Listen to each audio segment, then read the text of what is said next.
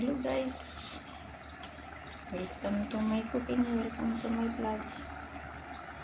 And today I'm cooking burgol and Arabic food with tomato. Ayan po guys, burgol and Arabic food with tomato and onion and garlic. Burgol.